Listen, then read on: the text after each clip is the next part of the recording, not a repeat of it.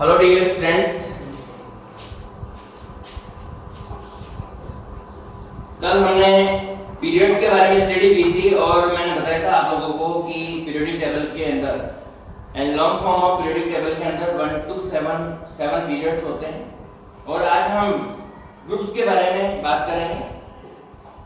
Groups की भी अपन बात कर चुके हैं पहले कि टोटल 18 ग्रुप्स इसके अंदर होते हैं और इन वर्टिकल कॉलम्स जो होते हैं उनको हम ग्रुप कहते हैं और 18 वर्टिकल कॉलम होते हैं जिन्हें 1 2 3 4 5 6 7 18 तक टोटल इनको जो है नंबरिंग दी गई है।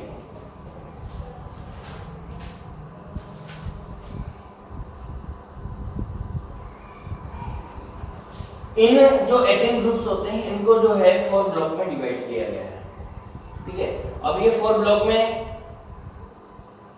1 2 3 4 ये 4 ब्लॉक हैं। इसमें फर्स्ट ब्लॉक जो होता है एस ब्लॉक होता है, दूसरा ब्लॉक जो होता है पी ब्लॉक होता है, तीसरा ब्लॉक डी और चौथा ब्लॉक जो होता है वो एफ ब्लॉक होता है। ये 4 ब्लॉक होते हैं। अब ये एस पी डी एफ कहां से आया वो चीज हमें समझना है कि एस क्या होता है, पी क्या होता है, डी क्या होता है, एफ क्या होता है। अच्छा, अपन वापस अपने जो एटॉमिक मॉडल्स हैं आपने पढ़े थे उनकी बात कर लेते हैं थोड़ा सा।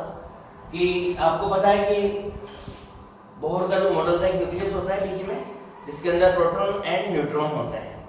उसके अलावा चारों तरफ क्या इलेक्ट्रॉन रिवॉल्व करते हैं, अलग अलग ऑर्बिट जो होती है उनके अंदर रिवॉल्व करते हैं और इनको जो है शेल कहा गया, KLMNO इनको नेम दिया गया।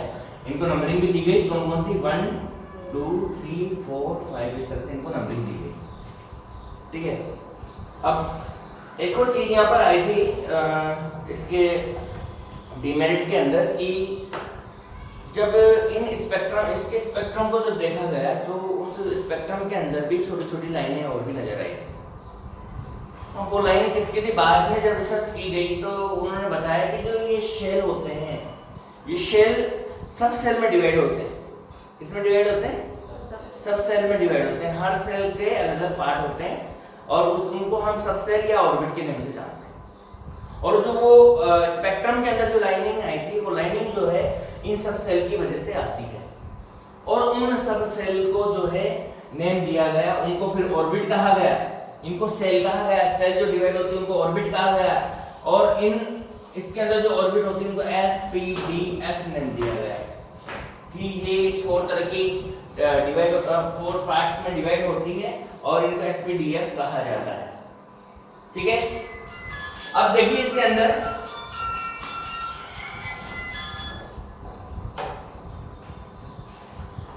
देखिए SPDF। पहले अपन K की बात कर लेते हैं। K1 फर्स्ट जो होती है वो K होती है, second L, third M, 4 N and 5 O होगी। ठीक है, यही होगी। इस K के अंदर ओनली 1 ऑर्बिट होता है जिसे हम S के नाम से जानते हैं। इसको 1s कहेंगे। क्या कहेंगे? 1s कहेंगे। ये दूसरा जो होता है इसके अंदर 2 ऑर्बिट होते हैं, इसको 2s और 2p कहेंगे। तो फर्स्ट सेल के अंदर ओनली 1 ऑर्बिट होता है, यानी इसके अंदर ये होता है एक ही ऑर्बिट होगा, यानी सेल और ऑर्बिट एक ही है, अलग अलग नहीं है। सेकंड वाले के अंदर आप चलेंगे तो इसके अंदर 2 पार्ट होंगे इसके। एक पार्ट को हम s कहेंगे, दूसरे पार्ट को हम क्या कहेंगे? p कहेंगे। ये जो है इसके अंदर 3 पार्ट होंगे, 3s 3p 3d। ठीक है, इसके अंदर 4 पार्ट होंगे, 4s 4p 4d and 4f। अब 4 से ज्यादा f से ज्यादा नहीं होंगे, है ना? इससे ज्यादा नहीं होते हैं, SPDF ही होते हैं ऑर्बिट, इससे ज्यादा नहीं होते हैं। तो 5 वाले में भी कौन कौन से होंगे? 5s 5p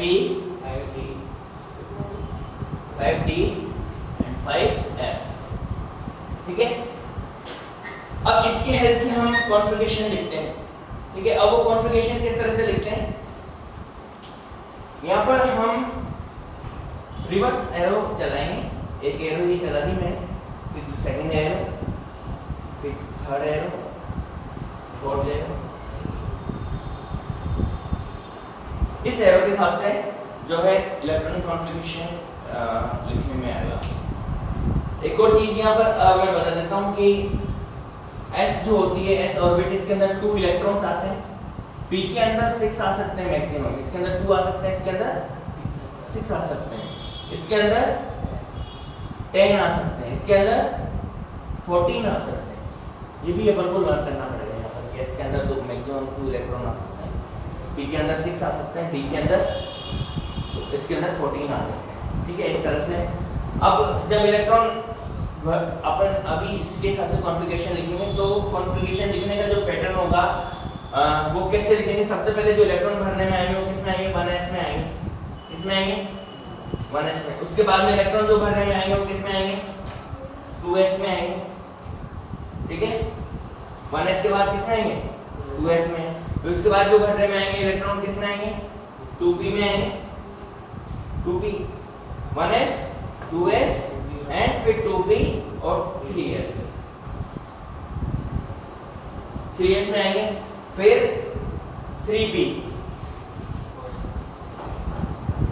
फिर 4s, फिर 3d, फिर 4p, फिर 5s।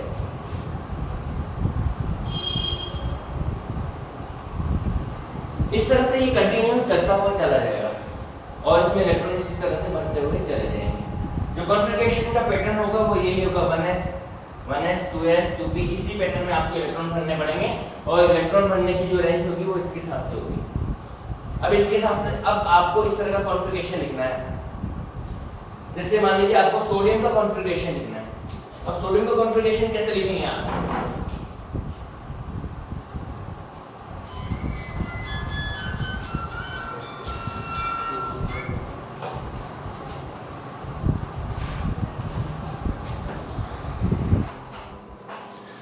तो देखिए अब इसके हिसाब से जो है मैं एक दो एग्जांपल में आपको बता देता हूँ कि किस तरह से कॉन्फ़िगरेशन आपको करना है।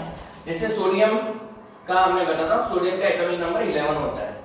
अब इसका कॉन्फ़िगरेशन आपको लिखना है तो कैसे लिखेंगे, सबसे पहले 1s2, 2 इलेक्ट्रॉन इसके अंदर आप भरेंगे, फिर उसके बाद में आप चलेंगे 2s2, 2 and 2 4 इलेक्ट्रॉन होंगे, फिर आप भरते चलेंगे 2p6, कितने हो गए, 10 इलेक्ट्रॉन हो गए।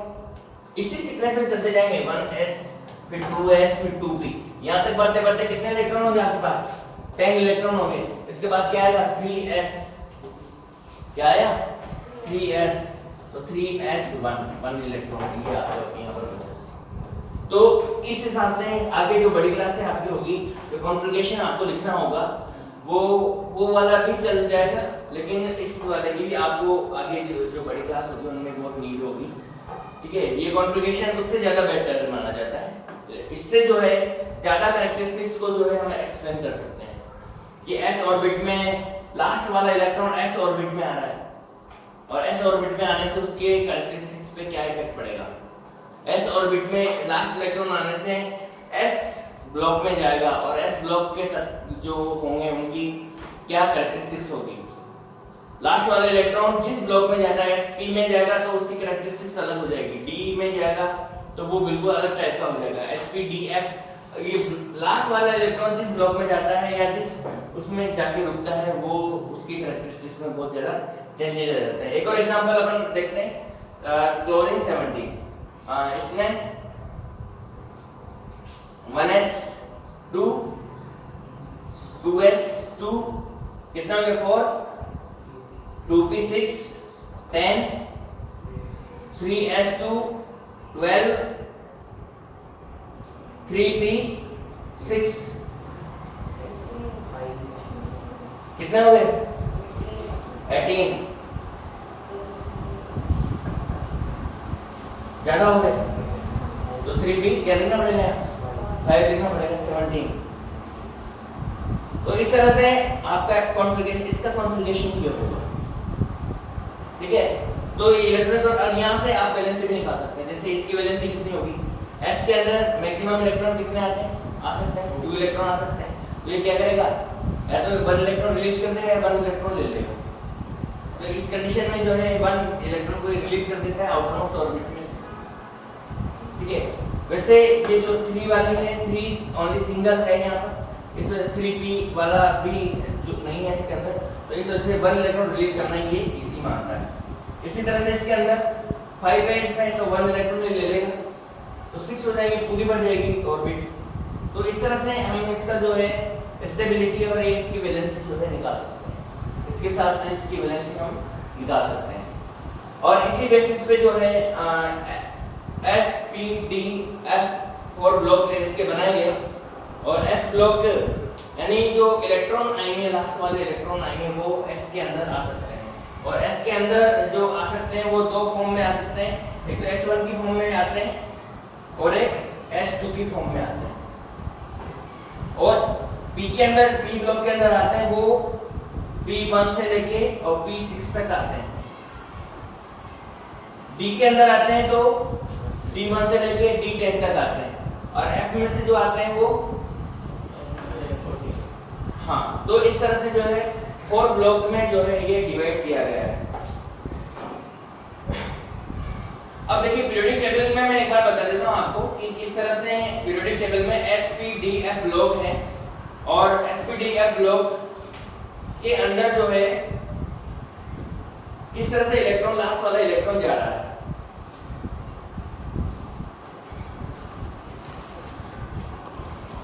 ये पीरियोडिक टेबल है,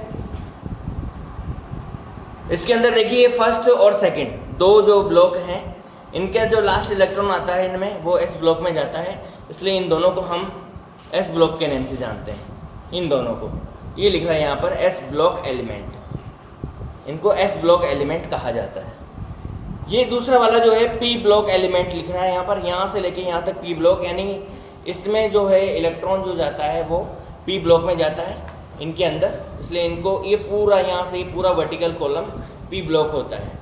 ये यहाँ पर लिख रहा है नीचे d ब्लॉक एलिमेंट्स, ये वाला d ब्लॉक एलिमेंट्स ये पूरा का पूरा जो है d ब्लॉक एलिमेंट में जाता है। और ये लास्ट में नीचे की तरफ लैंथेनाइड एक्टिनाइड जो होती है इनको हम f ब्लॉक एलिमेंट के नाम से जानते हैं, ये वाले तो ये f ब्लॉक एलिमेंट होते हैं। तो ये वाला s ब्लॉक, फिर ये p ब्लॉक, फिर ये d ब्लॉक और ये सबसे नीचे की तरफ जो होता है ये f ब्लॉक होता है। इस तरह से 4 ब्लॉक में पीरियोडिक टेबल को हमने डिवाइड किया है।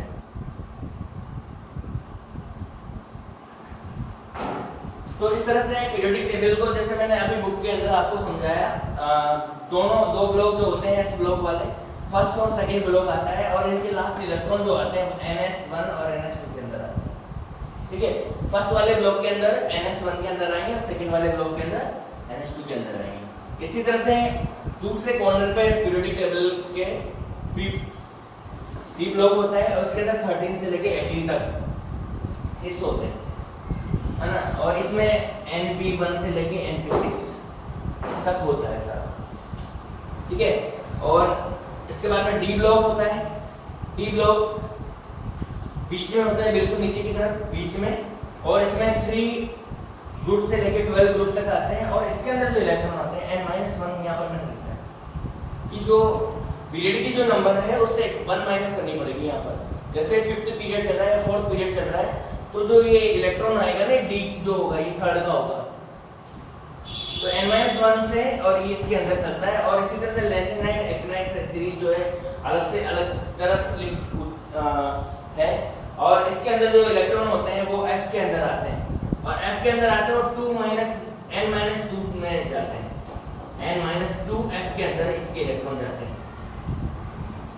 देखिए ये इलेक्ट्रॉन कहाँ जाते हैं, अगर ये चीज जो है अगर आपको थोड़ी परेशान कर रही है तो इस पे ज़्यादा आपको ध्यान नहीं दें, ये तो मैंने वैसे आपकी नॉलेज के लिए बता दिया। बट बाकी बेसिकली आपको लर्न क्या रखना है कि s के अंदर कौन कौन से आते हैं, लास्ट इलेक्ट्रॉन s ब्लॉक में जाता है, ये याद रखना है बस। ns ये याद नहीं है तो कोई दिक्कत नहीं, आपको इतना याद रखना है कि s ब्लॉक में जाता है। इसी तरह से इसमें p ब्लॉक में जाता है, इसमें d ब्लॉक में जाता है। -1 और माइनस जो उससे अगर फर्क नहीं पड़ता कुछ भी, लेकिन आपको ये याद होना चाहिए कि लास्ट इलेक्ट्रॉन किसमें जाता है, d ब्लॉक में जाता है। और इसका लास्ट ब्लॉक के अंदर जाता है और इस वजह से ये सारे के सारे एलिमेंट इसी के अंदर होते हैं। लैंथेनाइड एक्टिनाइड के अंदर इसके अंदर कितने होते हैं? 2 होते हैं हर पीरियड में 2 और इसके अंदर कितने होते हैं? हर पीरियड में 6 होते हैं। और इसके अंदर कितने होते हैं? हर पीरियड में 10 होते हैं। और इसके अंदर कितने होते हैं? हर पीरियड में 14 होते हैं। आप देख लीजिए, गिन के देख लेना पीरियडिक टेबल के अंदर एस ब्लॉक के अंदर 2 मिलेंगे और इसके अंदर 6 मिलेंगे, इसके अंदर 10 मिलेंगे और इसके अंदर 14 आपको मिलेंगे। तो ये तो इसके ब्लॉक और जो ग्रुप है उनका डिस्क्रिप्शन कंप्लीट हो गया।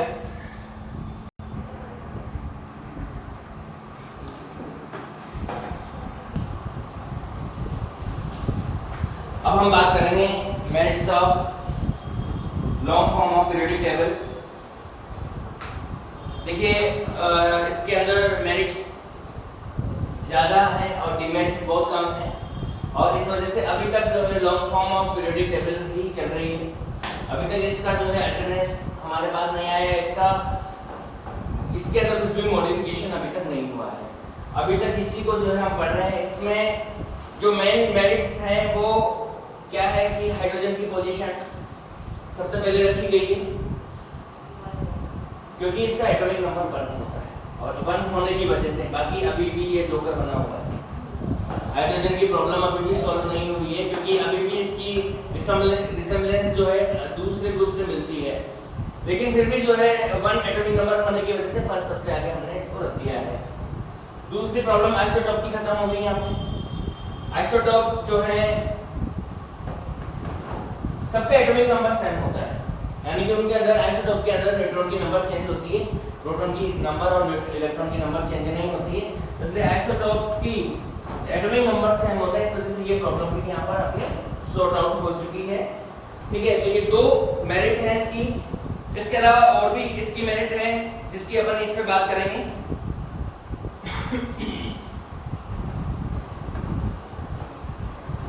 Long form of periodic table जो है मेनली एटॉमिक नंबर के ऊपर डिपेंड है और एटॉमिक नंबर जो है इसकी प्रॉपर्टी जो एलिमेंट की प्रॉपर्टी होती है वो पूरी एटॉमिक नंबर के ऊपर डिपेंड है। और एक और फैक्ट इसमें है कि 2 डिफरेंट टाइप के जो एलिमेंट्स होते हैं कभी भी उनका एटॉमिक नंबर सेम नहीं हो सकता और इस वजह से उनकी जो है प्रॉपर्टी हमेशा कुछ डिसिमिलर होती है। इसके अलावा आप ये पता कर सकते हैं, अगर 2 एलिमेंट आपको दे दिए जाएं उनके एटॉमिक नंबर आपको दे दिए जाएं तो आप ये भी पता कर सकते हैं कि इनके बीच में कितने एलिमेंट आएंगे, जो कि हम एटॉमिक मास से पता नहीं कर सकते। एक और जो चीज है इसमें कि आप ये भी बता सकते हैं कि एक ग्रुप जो है उसके अंदर सारे एलिमेंट जो होते हैं उनकी प्रॉपर्टी एक जैसी क्यों होती है।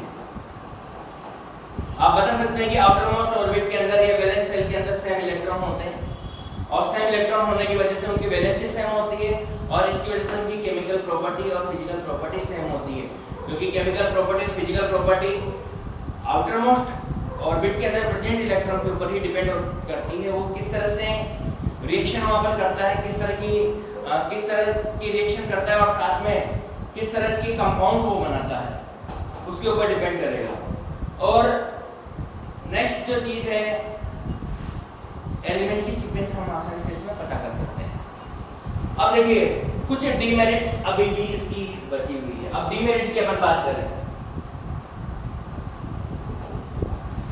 डीमेरिट्स मैंने कहा था कि मेरिट्स ज्यादा हैं, डीमेरिट्स कम है। फर्स्ट डीमेरिट ये और ये डीमेरिट्स का सॉल्यूशन जो है मुझे नहीं लगता कि फ्यूचर में भी हो पाएगा, क्योंकि ये क्लोरीन वाला जो ग्रुप है, क्लोरीन फ्लोरीन वाला ग्रुप है, उससे भी ये रिसेंबल करती है। ऑक्सीजन वाला ग्रुप है, उससे भी ये रिसेंबल करती है। यानी नॉन मेटल भी है और मेटल भी है। आप कह नहीं सकते कि मेटल है। हाइड्रोजन को कोई भी नहीं कह सकता कि मेटल है, नॉन मेटल से मिलती जुलती है, लेकिन फिर भी मेटल के साथ सोडियम के साथ इसको रख रखा है, तो ये तो प्रॉब्लम है ही सही।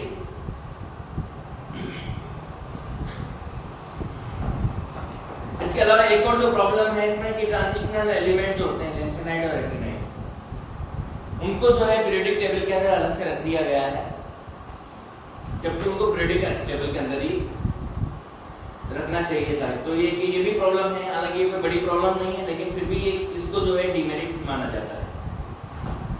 ठीक है, तो इसी के साथ जो है आपकी ये long form of periodic table यहाँ पर फिनिश होती है। और कल से हम पीरियोडिसिटी इन प्रॉपर्टीज के बारे में हम बात करेंगे, जो कि इस चैप्टर का सबसे टफ टॉपिक है।